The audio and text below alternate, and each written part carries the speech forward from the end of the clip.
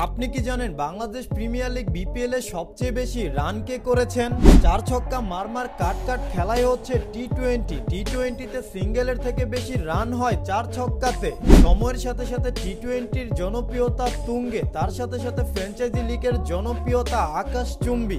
IPL, PSL, Big Bash এবং কি BPL, এখানে তো মারমার কাট খেলা সবসময়ই হয়ে থাকে। বিশ্বের বাঘা ব্যাটসম্যানরা এইসব লিগ খেলে থাকেন এবং কি এর মধ্যে সবচেয়ে বেশি যারা রান করে তারাই তো দৃষ্টি কাটতে পারে। নাম্বার 4 সাকিব আল হাসান। তিনি বিপিএল এর সবগুলো আসরই খেলেছেন। সাকিব আল হাসান বিপিএল এর সবগুলো আসর বিভিন্ন দলের হয়ে খেলে সর্বমোট রান করেছেন 1483। বিপিএল কিংবা ফ্র্যাঞ্চাইজি লিগ চলে আসলে পরে সাকিব আল হাসান জ্বলে উঠে। তার 1483 রানই বলে দেয় তিনি কতটা ভয়ঙ্কর একজন batsman allrounder.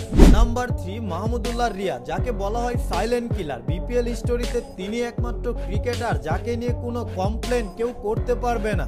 Mahmudullah Riyad Bangladesh premier লিগে বিভিন্ন দলের হয়ে খেলে 1619 রান করেছিলেন এই সাইলেন্ট কিলার ব্যাটসম্যান। মাহমুদুল্লাহ রিয়াদকে বলা হয় বাংলাদেশের সর্বকালের সেরা ফিনিশার এবং কি তাকে ভালোবেসে মানুষজন ডাকেন সাইলেন্ট কিলার। টি-20 ক্রিকেট বিপিএল মানেই হচ্ছে বিভিন্ন বাঘা ব্যাটসম্যানরা আসবে, তারা ভালো খেলবে এবং কি তারা 4 ছক্কা মেরে হইচই লাগিয়ে দিবে। বিপিএল এ ধারাবাহিকভাবে রান করা এবং কি ইনিংসটাকে বিল্ড করার দিক দিয়ে রয়েছেন মুশফিকুর রহিম অন্যতম, যাকে বলা হয় বাংলাদেশ ক্রিকেট ইতিহাসের সর্বকালের সেরা টপ এবং কি middle order batsman. Mushfiqur Rahim BPL এ সবচেয়ে বেশি রান করার দিক দিয়ে রয়েছেন নাম্বার 2 পজিশনে। ডিপেন্ডেবল মুশি বিপিএল এ বিভিন্ন দলের হয়ে খেলে রান করেছেন 1783।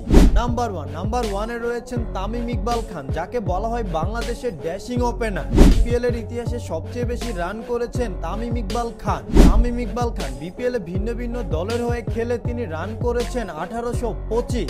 বিপিএল ইতিহাসে তার মতো ধারাবাহিক ওপেনার কমই দেখা গেছে। ম্যাচ উইনিং ইনিংসের সাথে সাথে ম্যাচ ফিনিশিংও করে আসছেন তিনি। তামিম ইকবাল খানের 1825 রানই বলে দেয় তিনি কতটা ধারাবাহিক ছিলেন। তার মতো ওপেনার পাওয়া সৌভাগ্যের মতন বিপিএল ফ্র্যাঞ্চাইজিদের জন্য। তো এই ইনফরমেশন গুলো জেনে আপনার কেমন লাগলো অবশ্যই কমেন্ট বক্সে জানাবেন। তো আজকের মতো সাইনিং আউট।